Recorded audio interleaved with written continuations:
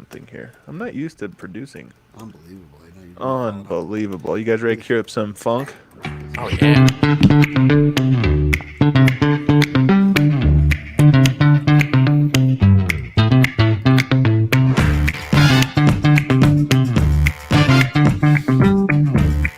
I think we're just like live now. Oh, yeah. This has taught me the value of a producer, guys. There is a value to that. Yeah. Our Are we live?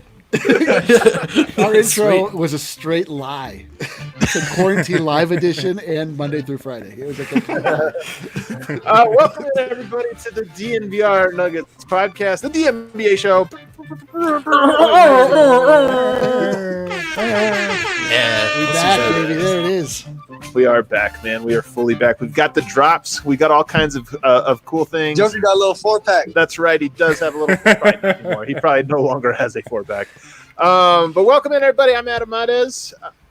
I'm getting drop happy right now, guys. You I'm getting are a little What's excited. on over there? You're drunk on drops right now. Yeah, dude. What's happening? I can't believe how Cannot much confirm. I'm craving a producer. Cannot confirm or deny. Look at this. We got some love from our buddy Reasonable James Raitt here. hours. James Raitt, absolutely. I'm Adam Mades. I'm joined by Harrison Wind. What's up, fellas? Just sitting here absolutely pouring over some NBA draft film right before we I like hopped it. on. Absolutely pouring over NBA draft film. I'm so excited for the draft. So Me excited too, for man. it. I'm hyped. Also joined over here, down here, by none other than Eric. You know him as D-Line Coach. Yeah. Hey, we were neither one of us, Brendan or I, were sure where you were pointing. If you were intentionally, it's difficult. The StreamYard is difficult because it like reverses the way you point. So, Yeah, it does. what's up, guys? What's happening? Let's go. We're back. We're on fire. Back in the comfort zone. I've also got Brendan Vogt. No intro for me, so I don't have any riffs for you. But I'm here and I'm ready to go. There's no intro music for you. Today, guys, we're going to do a mailbag episode. Actually, every Tuesday night, I believe we're going to, everything's a little Sure. fluid in the offseason. Why We're a not? fluid offseason team, but we are going to hit up the mailbag. Look at this. Look at this. I need a mailbag one. Let's do the, more clapping from the audience here. We're going to do the mailbag. You've got mail. You guys, yeah, that's exactly the drop. You guys have sent in a ton of mail. Like, I thought we were going to get like 10 questions. We got like 100. So odds are we might not get to your questions. We might. But there'll be a lot there. But before we do, is there anything you guys, any big news or anything that we should hit before we hit this mailbag? I will say this, Michael Porter, we talked about this a little bit the other day, but now the videos just continue to circulate, looking like an Adonis. Ooh. I don't know if Muscle you, watch coming early, guys. It's coming really early. He posted today that he weighs 231 and a half pounds. 231 and a half pounds. 11 and a half, yeah. Sounds really, like and he a just half. stepped Wow. off the scale, man. Yeah. You might... I think that's what. Oh, he Action posted an actual picture on a scale, so that's. Oh, that's okay. I think that's Yeah, what. I that'll think do. that's approximately the weight that Action Bronson is down to. He's been working out, guys, and he's he's only 2 feet shorter than Michael Porter Jr. Anyways, his Moving listed on. weight during the season was 218. So packing on some 218, weight. 230 what? 231 and a half? Yeah. All right, 13 and a half pounds. You guys check my math. So that's pretty good, though. Honestly, like, there's no, I don't buy that. I mean, he might have like just got out of the shower and like eaten a full meal or something and then weighed himself. I've done this before where you weigh yourself right after dinner and then you don't weigh yourself again till like you haven't eten for 12 hours. You're like, wow, down 8 pounds since yesterday. Like, You can lose 8 pounds by just not eating one meal. People don't understand this, and this is a point I want to bring up because I'm People 6'5" don't and a understand. because I'm 6'5" and a half. I can fluctuate like 10 pounds in a given day, just depending on how much water I Wow, drink or food this I is ate. this is wild to me. This is unbelievable. We should do this. Maybe I can this eat will be the good same social amount. content. Let's do it, dude. Because I could eat McDonald's 7 days a week and my weight doesn't go up or down at all. You actually Well, how- do yeah, that. you You got, can like, one your more weight year can of that. fluctuate. You Your weight can fluctuate 10 pounds in a day. Yeah, what? We should make this a No, challenge. this is- we'll see this if I is can crazy. lose. Is this acetone? You almost said it. I saw that look in your eye. Yo, I'm telling you. this is true. Like boxers do this. The boxers will lose like an unfathomable amount of Okay, weight. yeah, when We're they mostly water. when they go sit in a sauna for like 12 hours out of the day, yeah. Pro wrestlers cutting weight, yeah. I'm telling you, we should do Adam this. walking around. We should do this where we will see if I can lose 10 pounds and gain 10 pounds in the folling day. I'm calling And I'm just a absolute big guy. bullshit on this. I'm just letting you know. I'm It's gonna be calling an incredible shenanigans challenge. on this. Oh, I can't wait. This will be good off-season content. But Michael Porter still, I mean, he looks good. Like he looks like he's gained some weight, so I'm excited. I want to see him come back just looking like a completely different. You guys remember Jared Vanderbilt? How much weight he gained like during the? Remember he was like just doing nothing but curls there for a while, and his arms got enormous. Yeah, well, he wasn't playing that much, so Do you remember when we spent like I had to stay half busy year- somehow. The three of us, really, we weren't working together yet, but we hyped up Jared Vanderbilt so much. I still Were you like working him. together? I still like him. I'm still Yeah, we on were. Jared Vanderbilt Island. It's still so like him. funny, man. He was whenever we're listing assets, we always mentioned him, and there was one pass. We got one pass, but it was pretty sweet.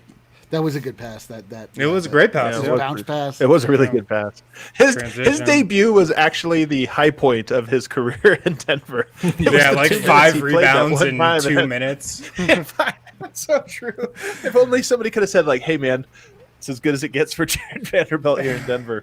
At least so far. All right, so vote. You've curated the questions in the mailbag here. What would you say is the theme or themes that sort of run Well, through look, this questions? You're going to get a lot of trade and free agency questions this time of year. Okay. But I'm thrilled to report that there was enough questions regarding one Bol Bol that he gets his own section in my Wow. mailbag rundown here.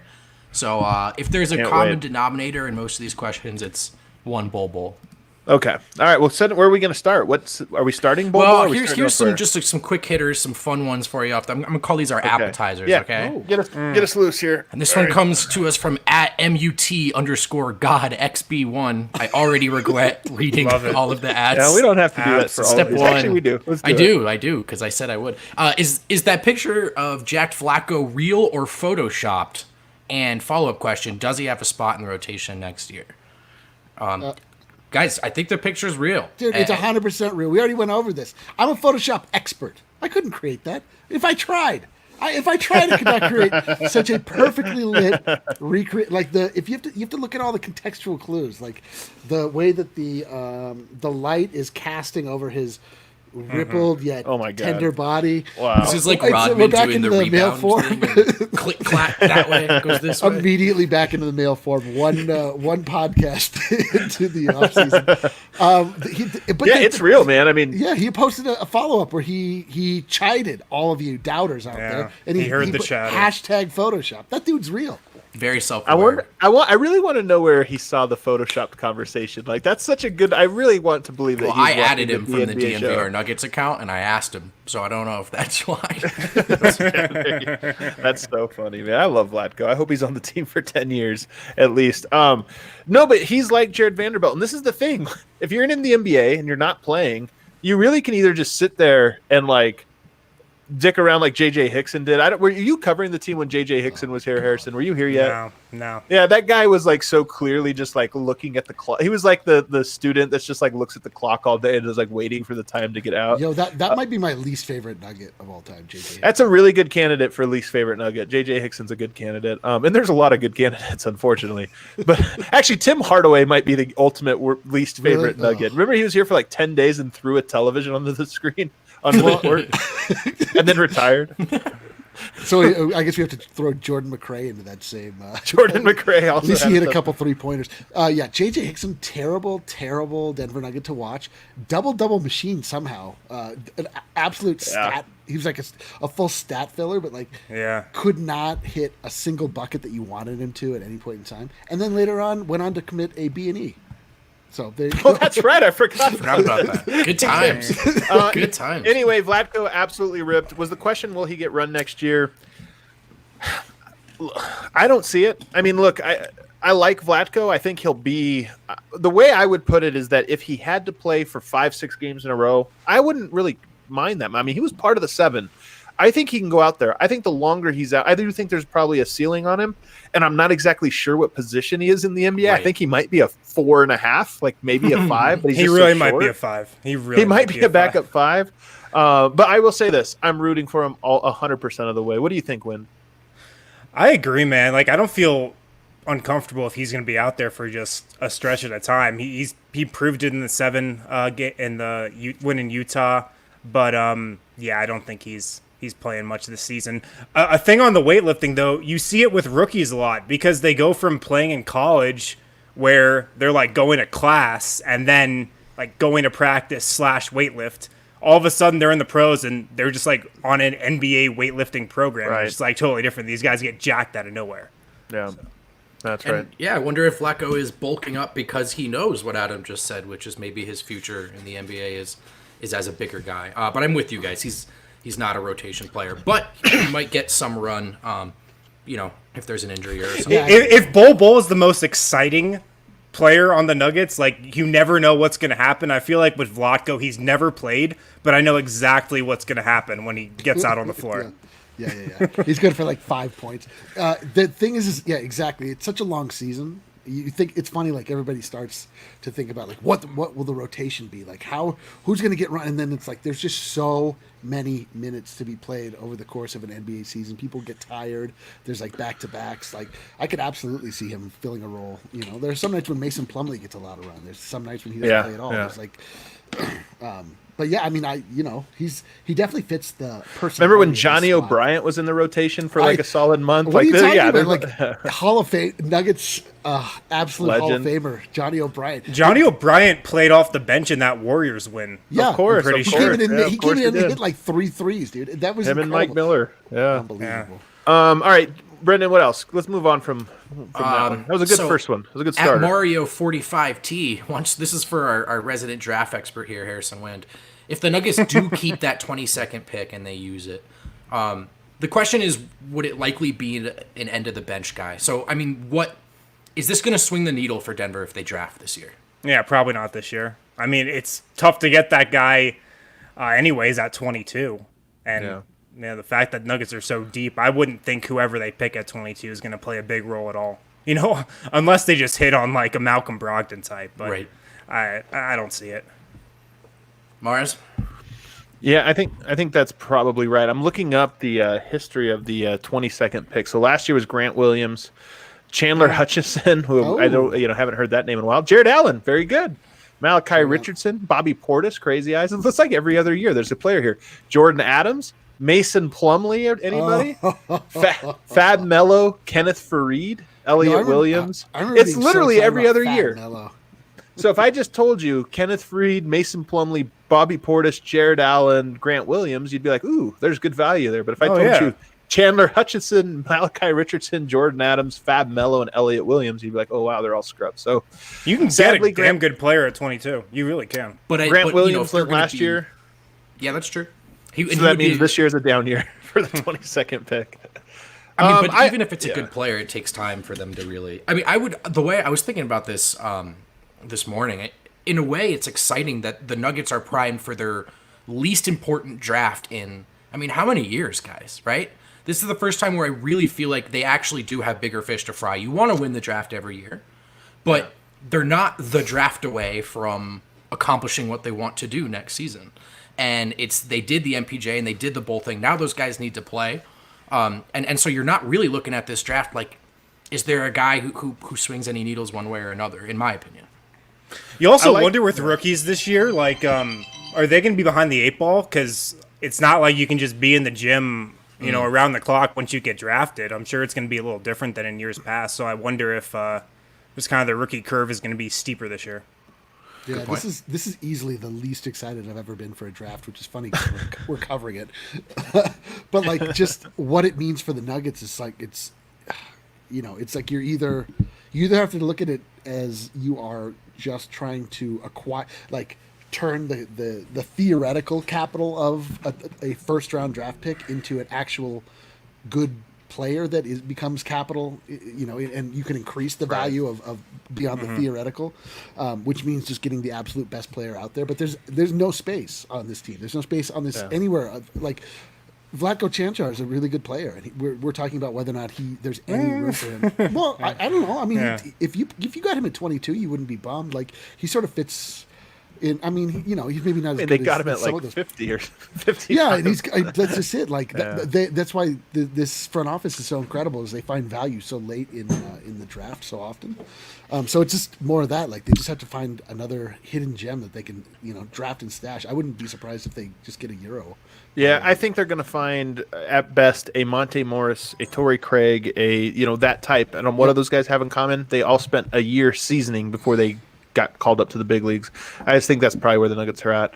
I have a question down here that I kind of like and I want to go to. Our guy Noah Tucker here says, why wouldn't you want Christian Wood at the MLE? They just paid Plumlee $11 million last year. Well, first a couple things here. I love Christian Wood, and that's why I want to talk about it. But the first thing I want to say about it is Mason Plumlee's $11 million. All this stuff is relative. None of this stuff happens. Are you guys ready for it? In a vacuum. In a vacuum. This is all relative. They got Plumlee at that price because, one, they had the money to spend, and they knew it was going to expire at this exact moment when all these other contracts are coming in. So the Nuggets aren't looking for an $11 million backup center now. They probably won't again for the next 10 years. They probably won't have a backup center making $11 million. Ideally. That being said, I do think Christian Wood's one of those guys that's a good player. I think he's the type of player every fan base is talking about a little bit. Like he's sort of has some Jeremy Grant energy where he's had an unfortunate career so far, bounced around a little bit, but he's a good player that just took a little bit of time to come together, and he's like Jeremy Grant from 2 years ago, I would say. So he's a good player. I just don't know that it's in the cards for Denver to maybe pick him up. Yeah, I really like Christian Wood, but he's not coming off the bench for Denver. Like, he's going somewhere to start, and he'd have to come off the bench in Denver. Yeah, he definitely would have to come off the bench. All right, what else we got? Let's do one more vote, and then we'll hit a break. Sure. I like this one from Tyler Smith. Outside of winning the championship, what's one goal you would like to see the Nuggets aim for in the upcoming season? And here's why I like that question.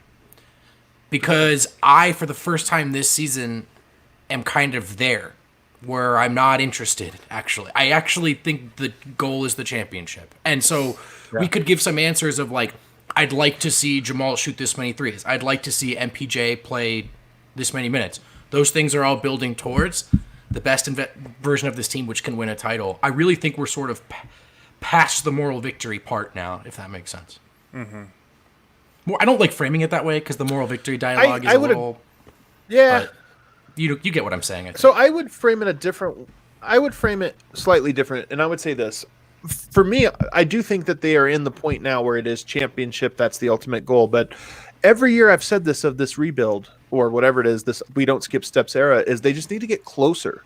So for me, they could come up short next year. But do we look back and say, are they closer? And closer could mean literal games. Like, okay, they made it to the finals this time, but came up short. But it could also just mean like, this year, one of the reasons they weren't there is because Michael Porter Jr. wasn't ready in time. But we do feel like he is closer to being ready than he was last year. So next year, can you say the same thing?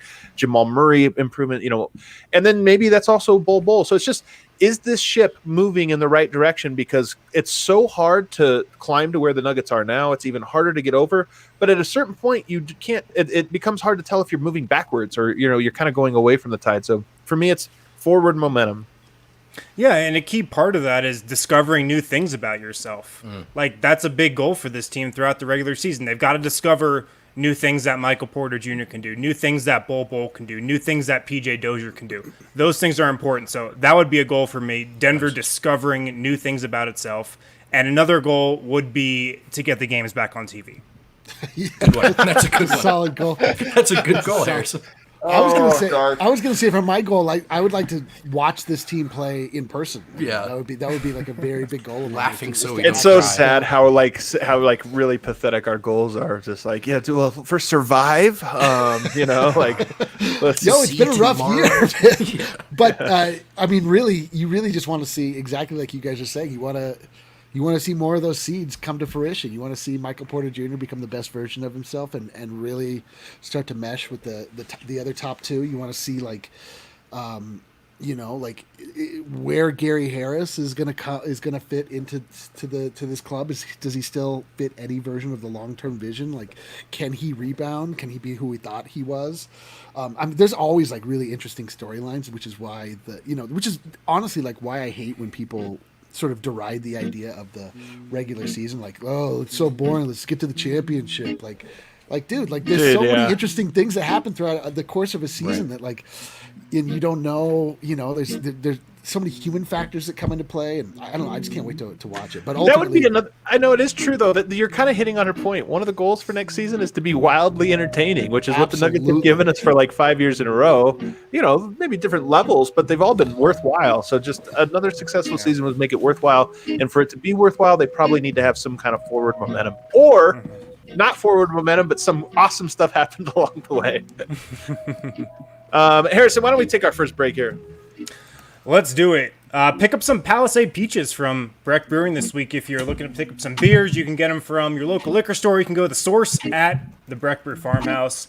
If you don't know where to pick up Breck Brews, check out the Breck Brew Beer Locator on their website. Again, the Palisade Peach. It's at the number one of my Breck Brew power rankings right now. The Palisade Peach. Wow. It's a pretty prestigious spot. So pretty prestigious spot. It is a really good beer. Yeah, all bits aside. It is incredible. Also, guys, MSU Denver Online. These guys have perfected the art of online education, and now online school is really the only choice we've got. So if you're looking to go back to school, complete your degree, check out MSU Denver Online. They have awesome teachers. The courses are just super relevant. You can use everything you learn in the classroom outside of it. So check out their entire course list online, msudenver.edu/online. This might be my favorite bumper song we have. This is my jam right here. Oh, yeah. This is your jam. It's just very simple, Oh, just let it ride. Are we done?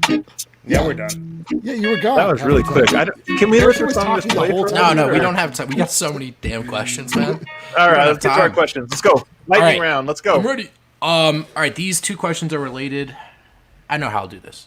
Don't worry. Just talking to myself. This one comes to us from Shane Lindsay. Assuming Denver re-signs Jeremy Grant, does Bol Bol have a future with Denver still, given that Jokic, MPG, Grant would probably take up most of the big minutes? Where does Bol fit into that picture? Still around, baby. Still around. Yeah, he's definitely got a future. Look, Bol is in that unicorn category, meaning, he can fit with a couple different lineups. We're not even really sure what his actual position is yet. Maybe he's a 3, maybe he's a 4. I don't really think he's a 5 anymore. But I don't think whatever the Nuggets do with their front court, how they bring back Jeremy Grant, if they bring back Paul Millsap, if they re-sign Mason Plumlee, I don't think really any of that has to do with Bol Bol. I think this team is really high on him, and he's a piece for the future. Really, no matter what the alignment looks like in front of him right now. Yeah, Bol plays into a lot of this modern positionalist thing, right? And as a unicorn, and more specifically, within Denver's ecosystem, I really do think they want to toy around with this next season of we've got all these tall guys that have eclectic skill sets that aren't just specific to size and exclusive to size. And what does it look like when they're on the court together? So we talked about goals. Harrison said discover something new. For me, one of those goals along that same line would be experimenting in this way. Enter the first round knowing if and when he could be a 3, 4, or 5 and when. So that's worrying about Bol Bol's being not having a role in this team is a little bit like worrying about overcrowding on Mars. That's a couple steps away where we have to get there first, right? Sure. Bol Bol isn't in the rotation yet, so how could we worry about him taking away minutes or not being able to get on the court? But I think that so that's the first step. We're still a year away, I think, from even, unless Bol is just incredible to start the season next year, which is on the table. So it's a little bit on the table. But I think more to the point, what Brendan said is exactly how I feel about this. I am so excited about the Michael Porter, Jeremy Grant, Jokic front court.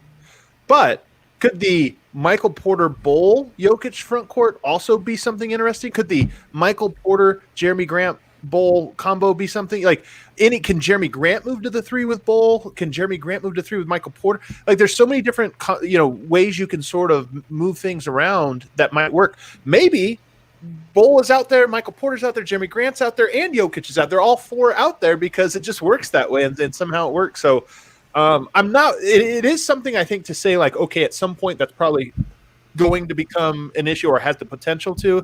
It's just so far away that it's not worth worrying about just yet. Yeah, the Bol definitely has the capability to be a player sort of like Boban is, where if things aren't going your way, you can sort of bring him in like a changeup. Like he's not like your everyday starter, but like he has such a unique skill set, and it's like you can really like your Ephus pitch thrower. Yeah, dude. Like he could come in. Yeah, he could throw knuckleballs. Like like. You don't really know how to scheme for a player like Bol Bol. You also don't really know how to use him on your side either. But he's just there's just so much skill there and so much potential that it's like, why not? Like why? Yeah, he's an amazing player. Who was it? Somebody had been sharing. I think it might have been our guy, the homie Miroslav, who was sharing something about how his former coach believes Jokic can play with another center because back when he was in Serbia, he was a power forward, and really Jokic fits with every type of player. And we've seen this to be true, other than a very, very small select of players that just might not be any good. But he usually can fit with anybody, especially if they are smart and unselfish. Those seem to be the only traits that he can't overcome, right? Like if you're a dumb player or if you're a completely selfish player, okay, you're not going to be. But if you can, so that makes me think that why can't Jokic slide to the point guard or the shooting guard? It's like, okay, yeah, well, we need to get these guys who can only play the 3, 4, and 5 on the court, so Jokic doesn't fit. No, Jokic does. Defensively, things are going to get a little awkward, but offensively, you can make the pieces work. So, I don't know. To me, this is why I think Malone's next job, the next step for him, is going to require even more creativity because the weapons he has at his disposal aren't like naturally the first thing you would think of to go together, but they might actually work. He has some really funky ingredients that might make an incredible stew. He just has to get creative with how to cook them. So let's keep it on Bol. We'll move to at Eurocar9's question. We already got Wynn's answer to this. Can Bol be the backup 5? And if it's the case that he is the 4, does that sort of inform your search for the backup 5 going forward? So are you trying to pair skill sets on the second unit, or does it not really work that way? What do you think, Adam? I don't necessarily worry about those types of things just yet. And I do think that Denver might come up with a plan that is for 2021 that's not necessarily for 2022. This is if this is one of the things I think the front office has a difficult job of this summer is Bol Bol might be 2 years away. Michael Porter might be a year away. You don't want to create a roadblock for those guys down the line. So whatever players you add to the roster or bring back to the roster, you want to have the flexibility to move on from those players should you need to create a space for them. So to me, that would be more the strategy. I would be surprised if Denver got Plumlee back here on a 4-year deal, unless it was like a 4-year minimum type deal that they just knew they could move at any point they wanted. Also, backup center is like, to me, a very unimportant position. If you look at all the really good teams in the league, they just kind of shuffle in and out backup centers like every single year. So, like, whoever's the backup center for this team next year, it could be a different guy the year after that. It could be a different guy the year after that. And he probably also won't win the game for the Denver Nuggets when Jokic is, like, on the bench with foul trouble against Anthony Davis. Right. Like, when backup 5 was most important and we were most frustrated with Plumlee, it was like, well, I mean, like, does Noah Vonleh save this game? No. So, to Wynn's point. Mason Plumlee was paid $4 million a year over the last couple of years to be a backup center. He was paid $10 million a year to be a great locker room and leader and all this other stuff. That's what he was paid for. So I'm serious. That's really what it was. True. Well, also, I mean, the funny thing about the narrative about overpaying Plumlee is you hit on this earlier. Is like as you said, it's not in a vacuum. Like they had the money to pay him. It wasn't pulling away from anybody else, and people don't realize that. They really just need to be like, you just wanted the Cronkies to save money. Yeah, right. Spend it, but it wasn't going to go to like LeBron. It didn't inhibit them from making a single move. And Mason Plumlee's he's a decent player. He was a starter when they got him, so whatever. Who cares? Like, I don't know if Mason Plumlee stays on this team. Like, do you think? What do you think his future is with this team? Do you think that Mason Plumlee will sign a contract beyond this year? I think he could. He honestly, man, I feel a little bad for him because with the uncertainty kind of around the cap, I don't know if there's going to be a lot of money out there for the free agents who aren't like the top 20, 25 guys, and I don't know if he fits into that category. Luckily, he just got paid out of a vacuum. Yeah, he should be good. Like he should be he should be okay. But I love this comment. Vlatko might set the best picks out of anyone on the team. I would agree, Simon. He's a brick wall, man. Man, I mean, he's going to be even more of a brick wall going forward. I can't wait. I'm rooting for Vlatko. I want him to be great. I know he's another one of these folk heroes that we love so much. Yeah. He's gonna come back next year with a full arm sleeve like Wancho. 2 years from now, he's gonna get a movie, and we're gonna be like, "Wow, look at the glow up on this guy, on Vlatko." All right, what's our next one, Vote? So I really like this question from Nick Smith. After the way everything just went down with MPJ, will that change Michael Malone's approach with Bol Bol in this upcoming season? I don't know if I know the answer, but I do like the question. And I like that it's basically asking us to make a prediction here. Sure. Which is cool. Eric, you start. You haven't started for us yet. Make a prediction. Has Malone learned the error of his ways? Or was there an error of his ways? He doesn't view it as error of his ways. Like, he got the result that he ultimately wanted. Like, he's going to although I would say Bol Bol is different than Michael Porter Jr. because Michael Porter Jr. came in really hot. Like, as the guy, like, strutting into town again, like stealing kids' sneakers right off the bat. And so there was like a little bit of like Michael Porter Jr. needs to be humbled in this league, but Bol Bol is like pure humility. Like, Bol Bol needs I don't know. At least he exudes. I'm talking about what he exudes. Like, to me, MPJ is pure confidence. Like, he just walks around like he's the guy, and Bol Bol just seems like he's a little bit of a shrinking wallflower. I've never spoken to him, so maybe his personality is actually different than that. But like, Bol Bol is somebody it seems like you need to imbue with confidence as opposed to make sure that the confidence goes in the right direction. So I would think from that standpoint, Michael Malone is like a really in tune with his players. Like that, we talk about this all the time. That's his greatest strength, is like actually having a real connection with his players. So I would think that he'll, like if he is able to sort of really assess like what he wants out of Bol Bol, like he'll treat it accordingly. I don't think he has just like a template, a boilerplate for how to handle every single player that comes into the league. I think Malone's plan with MPJ was like going according to plan. Like I feel like Malone sat down before the season, was like, all right, I'm going to bring this kid along slowly, ramp up his minutes right before the playoffs, and then he could be a big factor for us. Now, the hiatus kind of killed those plans, and I think that obviously hurt Porter and what he did in the playoffs. I just don't think Bol heading into next season is going to be at the level or on the cusp like MPJ was heading into last season. I think he's just a little behind where MPJ was at this point last year. So whatever plan Malone has for him, I don't think it's going to be as aggressive as that was for MPJ last year. Cool. All right. I guess we're all in agreement. No, I was giving you a chance before I tell the truth. No, please. Oh, all right. Preach to us. No, I'm kidding. I think they're different in another way that hasn't been brought up, in that I think that, let's be honest, guys, part of Michael Porter's struggle was that he wasn't grasping all of the defensive rotations and reading the court and this and that, the mental aspect of the game. And I think some of that has to do with, the so limited amount of time he had in college or what have you. And then I don't know, with Bol Bol, I just feel like it's a little bit different. He did play. I mean, I know it was only 9 games or 11 games. I can't remember, but it was, he played 3 times as many games as Michael. He played 3 times as many games, exactly. No, but then he also played in the G League this year, and he played in the NBA this year. I know it doesn't count, because it was those seeding rounds and it was the scrimmages or whatever, but to me, I just feel like I'm not so sure he's going to I do think he is going to play minutes early on or have an opportunity, like first injury to the front court, with a chance that if he really impresses in the preseason or in the training camp portion, that maybe he leapfrogs a player that was already earmarked there. And I just do think that he is a guy that I wouldn't be surprised if he came in and had a steeper learning curve than what Michael Porter had. Although Michael Porter, it's hard to say, because once he actually got minutes, he looked really, really good. All of this to say, I think Bol Bol is really good, and I think talent matters a lot in this league. And if he gets an opportunity, I think he'll be good. Agreed.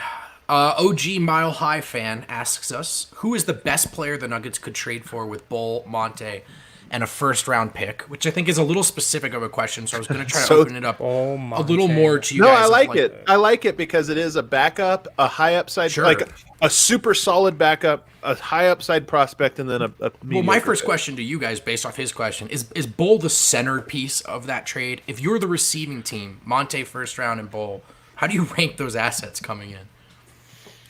Man, it's so tough. Maybe you love Monte. I mean, right. It could be Monte. You could look at Monte Morris and say, okay, we're going to sign this guy to an extension, and he's going to be like our starter.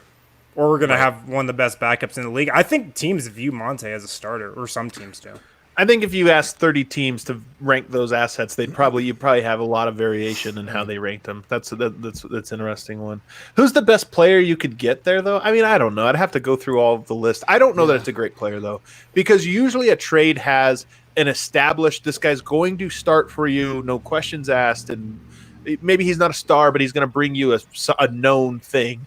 And then there's like a high upside or whatever. And I don't know that Monte, as good as he is, he does. I don't know that anybody trades for a backup point guard or what have you. So there's the salary deal of this, which is why I was going to open it up to bring a good player back. There's no, as Bronco Squatch just pointed out, there's no money going out there. Yeah, I do like the question though, because I do think it shines a light on like how relative these players' values are. We spent a lot of conversation about this with regards to Jeremy Grant. That was not English. We spent a lot of time talking about this with regards to Jeremy Grant. I think it applies to Bol as well. Like, Denver may view him as gold, and I think other teams may view him as a risk. Or, you know what I mean? Or just not worth it. And I think I honestly think Denver views him as gold, man. Like, this is why these are fun to talk about. I don't think Denver's trading Michael Porter or Bol unless some kind of crazy offer comes through, Ben Simmons or something like that they can get happen where they're like, okay, this guy can't miss, Giannis or something. But I don't think they're looking to move him for Drew Holiday, Bradley Beal. And those are players that I don't think New Orleans is looking to move them for those guys. That's why the value to Denver is higher than what their value is to other teams. That's how they view him, and that's why I don't expect big changes. Okay. Oh, go ahead, Eric. I was going to say, like, just again, the title of this podcast is relativity. Like, you don't know what you find front offices in weird positions where they have to like have a fire sale and they end up getting rid of good players. Like, we got Jeremy Grant for a price we wouldn't normally be able to probably have gotten him last year because. Oklahoma City was in a position where they were just like, all right, well, we just want to collect as many first-round draft picks as possible because we're in a clear rebuild after this this debacle with Chris Paul, etc. Even though they ended up being a good team, but like, I mean, you don't know. Like, it really all depends on, like you're saying, like, do other front offices think that these players that the Nuggets have are of value in their larger plan of who they view them. There's no absolute value to any of these players outside of the salary that they're making. All right. Yeah. Let's go to the next one. All right, one more in the Bull section here, and I love it because it's actually a little sleight of hand because it's really a Noah Vonleh question, guys. If Bull's coming in situationally, depending on matchups, what about Noah Vonleh as the backup five? Really exciting stuff. Again, man, like backup five, sure. Sure. I mean, there's something to. Yeah, look, I think Vonleh could be a fine backup five, especially if you do feel like Bol's good enough to play, and maybe those guys work in tandem or what have you. I think your fear is always like, can you survive an injury or can you survive a long stretch without where all of a sudden Vonleh's going from 15 minutes per game, which probably aren't too important to he's going to a lot. So I don't know. The real answer to this, though, is that I just don't think that's going to be a thing. I don't think that's how this offseason breaks for Denver at the backup center position. Okay. That they just don't have a somebody they feel really, really good about. I see this one. We'll get a couple quick ones here. Do you think they're brainstorming a trade idea? I don't think so. I also saw somebody say, I love this comment here from David Romero, trade for Draymond or Zach LaVine because I can't picture two players that are more different than those two. Like, do you want a all defensive power forward with no offensively he does what Jokic does? I think the terrible defender who's a great scorer. I think the trade for Zach LaVine has left the station with Michael Porter Jr.'s emergence. There's like a little too much crossover between MPJ and Zach LaVine. Yeah. I can't imagine Zach LaVine. Other than it would be insanely fun. Oh, it'd be a joy. It'd be a joy to watch. Not coach, but watch. I absolutely think Conley and Arturas are bringing up. Well, maybe not Arturas. I forgot Arturas is in Chicago. I think Conley and the front office are Calvin Booth are absolutely trying to dream up some trade options. Can you imagine Arturas what he's like to talk trades with on the phone? He'd probably be so intimidating to try and negotiate a deal with. I can't imagine talking to him on the phone. I sat next to him at a bar for an hour. I still don't know what to do with it. we love Arturas. We always make him sound like I know, yeah, he he's actually awesome. is. He's just very intense. It's actually awesome. Yeah. And dude, Bar Arturas was great. Are you kidding me? He Great. named like literally every song for 3 hours. When he turned around and just started unironically like bobbing to the pop in the back, I was like, all right, a little personality. It's hard to hang out with Arturas when your brand is short and wears flower shirts. It's just like not a vibe match. You've got to be sitting down with him. Yeah, You're at a bar. Yep. All right, let's take another break. When we come back, we're going to do lightning round because we have like how many more questions? 50. We're going to get to as many of them as we can. Only yes or no answers. Yeah, we'll be very, very quick. I promise. We could bring back Yup or Nope for that for the last last segment. You guys can subscribe now and save 20% with a Strava Craft Coffee subscription. We know a bunch of you took advantage of that one-time 20% off offer. Well, now you can get 20% off any product you are subscribing to with Strava Craft Coffee. Do it. Of course, it's packed with CBD. You can get your coffee every 2, 3, 4, 6, or 8 weeks. And you can get it for 20% off with the code DNVR20. Also, Week 6 of football is in the books. Now it's time to review the tape and get ready for Week 7. Broncos coming off a nice win over the Patriots. There's no better place to get in on all the action than with DraftKings Sportsbook, America's top-rated sportsbook app. And of course, DraftKings Sportsbook for Week 7. They're bringing back their can't-miss offer. Head to the App Store now because you don't want to miss this. They are giving all new users. Yes, it did leave. It did leave. It did? It did leeve. All because they transitioned into the like $1 to win $100. Oh, that's right. I think it left at that point. Yeah. I think they were also losing money on that one. I could be wrong. So it is for a limited time. But to get a sign-up bonus up to $1,000, you have to sign up using promo code DNVR. Of course, DraftKings is safe, reliable. You can deposit, withdraw so easily. Maybe a little too easily for me. But a lot of other really cool stuff to bet on with DraftKings. UFC 254 this weekend. I got to stop. You guys don't know this, but I think coming up on Sunday, I think we're just going to head to the bar, make a ton of bets, and film ourselves, betting against each other. I can't wait for it. Very excited for it. Sunday, I'm fixing to spend like $500 on gambling. Wow! I mean, win $500 on gambling. That's what I meant. Say, like, win $500. Fixing you to spend win. $1 to win the $500. That's right. Make sure to download the top-rated DraftKings Sportsbook app now and you use code DNVR when you sign up to get up to $1,000. That's code DNVR to get a sign-up bonus up to $1,000 for a limited time. Must be 21 or older. Colorado only. Bonus comprised of a first deposit bonus and a first bet match, each up to $500. Deposit bonus requires a 25x playthrough. Restrictions apply. See DraftKings.com/sportsbook for details. Gambling problem? Call 1-800-522-4700. All right, let's spice things up, guys. Let's spice things up. You guys, first of all, can we any comment on this very sexy bumper song I have? Yeah, the what is music's going great, on? Adam. I don't know. Yeah, It's very erotic, isn't it? It feels a little too erotic. Well, I don't know, erotic. All right, ask this next question as erotic. Yeah, okay. All right, yeah. I don't want to because it's the first sentence has the word deep in it 3 times. So I'm just gonna play this one straight. It is a spicy question though. It comes to us from Brian Edit Stuff. Look deep into your souls. Is MPJ a 100% lock to start Game 1 next year? I still can't believe it till I see it. Spicy question. I actually liked it. I'm glad somebody brought this up. Me too. Because I can't go to lock. I don't know. You can't? Like, I can't see them not doing it. Like, you have to do it. But if you said to me, like, would you blind bet money that Michael Malone's going to? No. I think there's still a chance. There's always a chance. He's a lock. He's a lock, guys. Lock. He's an absolute lock. Lock it in. How deep? Make it the DraftKings bet or DraftKings pick of the week. Lock it in. Did you go full 3 levels deep in your psyche before coming up with that lock? Yeah. Make sure you really look deep into your soul before you. He's a lock, guys. He is. Come on, right? Eric? Wait, see, you just said right though. I mean, you're right, but yeah, I mean, nothing's a lock. I don't know. Like, is he a lock to play? Absolutely. Is he a lock to start? I mean, I don't know. Is Jeremy Grant is he starting at the 3? We assume. Like, Yes. where's right. Will Barton? Will Barton coming off the bench? Coming out, he's the sixth right. man. All right, I'm with Harrison. Lock. Guys, this is a lock. I am telling you right now in full Charles Barkley voice. I guarantee it. I guarantee it. He's for a couple things here. Number one, he's really freaking good.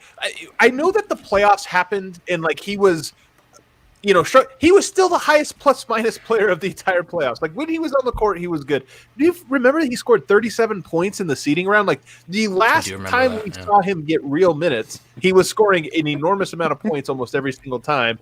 This guy's really good. His problem was that he didn't learn the game. And I think also, by the way, one of the problems was that this is Matt Moore's theory, and I think he's right about it. Malone knows that you have control over rookies that you don't have as the years go on. Like, the longer a player's in the NBA, the more they realize, wow, no one can tell me what to do.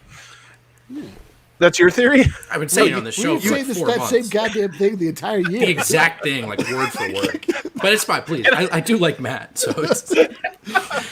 Either way, I think that's what happened this year. But next year, are we kidding? You guys, are you kidding? Like, could he get his minutes pulled? Like, is he still going to get pulled out, if he makes mistakes? I think so. Yeah, there'll still be some nights where I think Malone gets frustrated with him. But he's starting, and the team is, from the jump, has to learn how to work him into the system. You don't do that by the tough love days. I just think are a little bit over. There's still going to be some tough love. It's just not going to be the exact same. It's going to be a different kind of tough love. Look, you're 99.9% right. But if I come back to you and I say, Torrey Craig and Paul Millsap are on the team next year, can you give me 100%? I give you 100%. Here's what here's what I would tell you. There's only one other scenario, and that is that MPJ demands a trade. Because if you don't play, if you don't start MPJ in what is actually his third season, then he is definitely he's going full Nurkic, and he's going to be in the parking lot by game 3 halftime. There's no reeling that one back in. All right, let's move on, guys. One more MPJ question. If I can find it. What do you think MPJ's realistic best version of himself will be next season on the defensive side of the ball? Do you think he can make himself a neutral to good defender by next postseason? That comes to us from it's a good question. Neutral to good? Yeah, great job on the questions today, guys. These are some really good ones. These are incredible questions. Good, probably not. Neutral, not likely, but on the table. I bet he still comes into the playoffs as a slightly below average defensive player. Very mild. That's what I'm here for, baby. Yo, I think that he can absolutely become a good. He's got all of the physical tools. Like, he just needs to. He does. He just needs to learn. Oh, let's go, baby. Like, you see him, like, when he needs to recover, he can block shots. He can affect things that happen at the rim. He can like cover the weak side. It's just he's not good on the rotations. He's not good on the things you need to learn. But he can learn those. Like, he's got a full season. We're talking about an entire season needs to go by before we're evaluating whether or not he's a good or maybe only a 60-game season. Yeah, he's gonna be great. He's gonna be the best defender on the court. All right. So the question was can, not will, right? This is like an upside. The question was realistic best version of himself.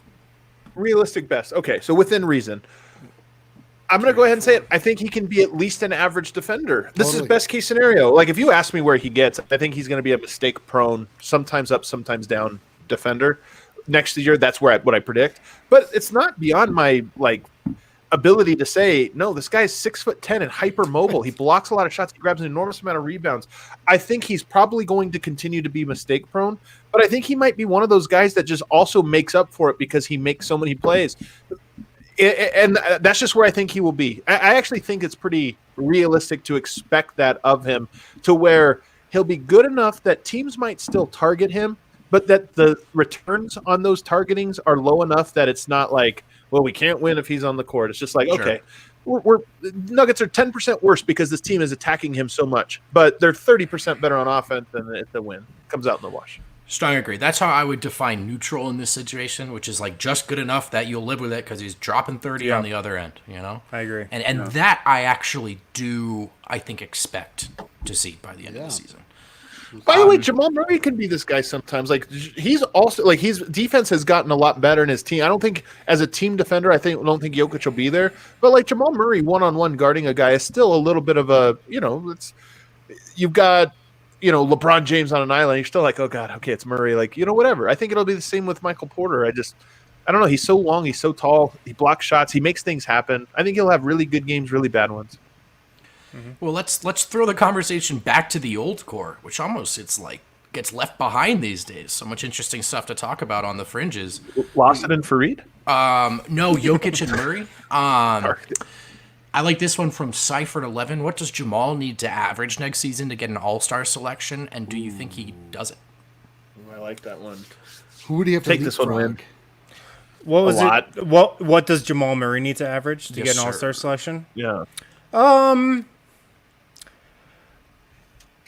23 a game. 22 and a half a game. 23 points gets him out west. I'll tell you, man, the number one determining factor, if like the Nuggets are number one in the West and Jamal Murray's coming off this playoff run and he's shooting a super high percentage and the Nuggets are winning a ton of games. You're so right. He's going to get in the All-Star game even if he's not putting up like 28 points. I don't think he has to put up those huge numbers to get a berth. So Damian Lillard averaged 30 points per game. I'm just going to do the Western Conference guards. He averaged 30 points per game last year. Luka Doncic, 29. Russell Westbrook, 27. Kawhi Leonard, 27. Devin Booker, 26 and a half. And Donovan Mitchell, 24. So Donovan Mitchell, 24. He's the 13th. Jamal Murray could average like 23. He just needs to like keep the train running. He needs to keep the momentum going. He needs to have like a couple huge takeover games. Maybe needs like a 48, 50-point game. On one TNT. Or two of those in the first couple months of the season. Boom, he's in. I think you're right, dude. And he has the kind of game that people will vote for him if he's playing well. People want, I think, in the same way they don't want to with the Jokic's of the world, I think people would like to anoint Jamal a star. So I like. Man, I still think it's going to be hard for them. I do think the Nuggets need to be the 1 seed. If they're the 2 seed, especially if the Lakers are the 1 seed, like they are the team that ends up. The Lakers are going to get 2 guys anyway, right? AD and LeBron are going, and if who knows, they bring in somebody else. Then Caruso might actually end up in the All-Star game. We never know. It's all about the guards, though. Those guys aren't in Murray's spot, right? Yeah, so Steph back. But I'm just saying they're getting the 2. Like it's really hard to have a team that gets 2 guys in or 3 guys. Like you have to be the Warriors level fame, right? Okay, you have to have that. Or you have to be the 1 seed. If you're the 2 or 3 seed, it's just going to be really hard for voters to be like, who deserves 2? The 3 seed. They deserve 2 guys. It's just hard. It's hard. You've probably got to be the 1, maybe the 2. Yeah, man. I feel like Jamal has to score a lot of points. I agree. I think to be able to get. I mean, it's not even just whether or not he deserves it. It's just it's just so crowded. It's so crowded that spot, like in the rest. If the Nuggets aren't the 1 seed, he needs 25 points per game. Right. If they're not the 1 seed. Oh, he needs more than that. And to the second part of that question, do you think he does? I think I have more confidence that Jamal Murray will be a top 10 player in the postseason than I do he makes an All-Star team, which is kind of funny to think about, but I think that's how it shakes out for him. We got a Jokic question. Let me ask a follow-up question. Do you think that'll ever become a problem? What if that's just what happens for the next 2 seasons, where it's like Murray is averaging 22 points per game? Oh, he keeps going up a little bit, 22 points per game, playing really solid, but he never makes an All-Star game. Do you think at some point he's just like, I kind of want to score. I want to make it all. Like it becomes important to him.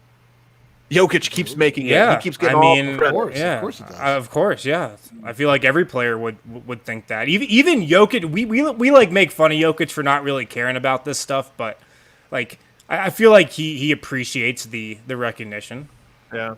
Right. I think you just got to keep winning, right? I think Jamal will gladly be that guy if you're winning titles, but there comes a time when the winning stops where people make their own decisions. Yeah. All right, what do you got?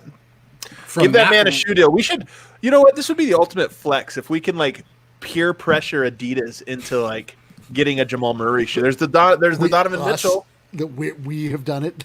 No, that's what I'm saying. I'm at Adidas right now. The Blue Arrow. I don't think we have this much clout, but I'm saying you make it that's one of the things we do have the power to do is to create a conversation that other people carry on, right? We will single-handedly sink the Adidas stock unless they give Jamal Murray a shoe deal. Dude, I feel like the blue arrows are going to be really ugly. I don't really have a lot of faith. Well, Adidas just doesn't make good shoes anyway, so like they do make good shoes. They make good running type shoes, like good. No. They make good like retro type shoes, but they're newish. Do you guys have like an affiliation? Like I am a Nike guy, but solely because like I have Nike. There's a bunch of Nikes that fit my foot better. But that's the only reason. Like I don't have the brand loyalty. It's like I've worn a lot of basketball shoes in my pure age. utility. Yeah, so utility. I have no. I mean, I think Nike is my number one, but I do have quite a few pairs of Adidas. I'll jump around. I have a pair of Allbirds. I'll see where I'm keeping an eye on what Puma's doing. I'm curious. Yeah, I've got some Asics in the closet. I used to have absolutely. Let's move on. Friend of the show, Corey Blake. How can Jokic's game improve next season, and what do you predict his regular season and postseason stat lines to look like? That second part's a little tough, but I love the first half of the question. What does Jokic being better next season look like to you guys? Better 3-point shooting in the regular season. I thought he was pretty good defensively in the regular season last year. Not as many stupid fouls, maybe, in the regular season that came back to bite him in the playoffs a bit. So I like to see some improvement there. Those would probably be the two biggest things for me. I mean, the 3-point shooting is like so obvious. Like, what if Jokic was a 40% 3-point shooter during the regular season, man? Yeah. I mean, the Nuggets would be just like murder teams. Yeah. I mean, what do you think, Eric? Well, it's just he needs to just play a full season, like. You know what I mean? Like, does he? He didn't play. He didn't like really assert himself or like really apply himself for the first half of last season. And then we know what Jokic is going to look like in the playoffs. I feel like what we saw from him in the playoffs is what he'll always look like in the playoffs. I can't imagine him playing better. Like, I don't know how you can play much better than he did. It's just like, can he be that?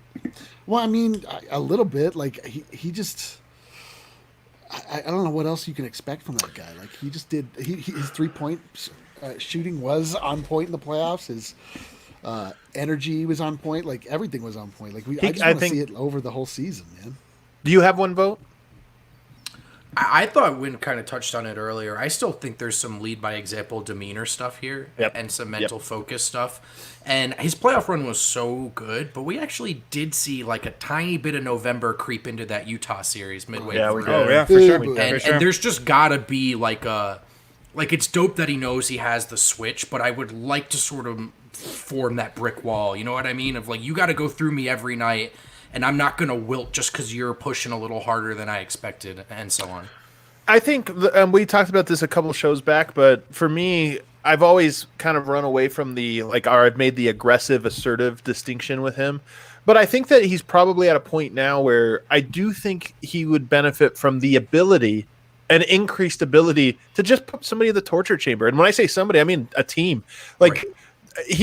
We all talk about him making the right play, and there's a time and place for that, even in the playoffs. But there's also a time and place for a first quarter. I'm going to put up 20 points here because it's going to change the way you think about this game.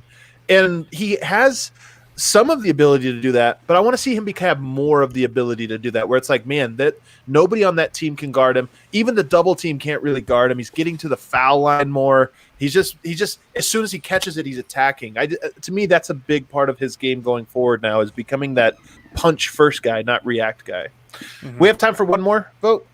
Yeah, let's do it. Let's do one more. Can you stall for me for like 10 seconds here? There's more free throws for Jokic. It's Serbia. All right, I got it. Cool. So this good stuff, guys. That was good. Also a friend of the show. You're all friends. Alec Gwynn. At Alec Gwynn. What, if any, locker room issues would be caused by bringing Gallo back? Would his contract stipulate that he needs to finally sign Nicola's first touchdown ball? And can one of you explain that reference to me? You don't know this reference? No, I don't. So when Jokic got his first triple-double, everybody on the team signed it except for Nurkic and Gallo. And that's not a good sign. And then it became a conspiracy about why? Because they just left? Is it because there's some? Well, Nurkic had just gotten back to the arena. Are we positive that Nurkic is able to write his own name? Oh, wow, that's a low blow, Eric. Jesus, I know. Halfway, do you notice halfway through? Like it took me a while to deliver that. I was bro, like, you know what? I'm because not you were trying like, to find push out. right through. Offensive. I'm not trying to find out how right through. Bosnia Twitter rolls. So let's just dial it back a little bit. So here's the thing about that, and maybe I can start the post game music here because here it is. This is the final one. I don't think Gallo's coming back, but I don't think it's like a thing where he can't come back. But at the same time, I do think there was some tension between him and Jokic, and I don't think it was anything about their personalities per se, like they didn't get along. I just think it was a weird moment in time. Anytime there is a passing of the torch, I think it is tough, and I think even more so with Gallo. Like, look, had Gallo stayed with Denver all the way through, maybe it would have been awesome, or this and that. But like, Gallo put in his time on the rebuilding team. I think he wanted to go either continue to be the guy or something else, and I don't know. So I don't think that. Like Gallo and Jokic, I think they're fine. I don't think there's any type of rivalry there. But sometimes roads diverge in a yellow wood, and be one traveler there I stood. I can't remember. You guys know where I'm going with this. That's. I think that poem you're referencing is about suicide, but. Okay, sounds right. Sounds right. Every poem is, Eric. Come on. Every good one. So true.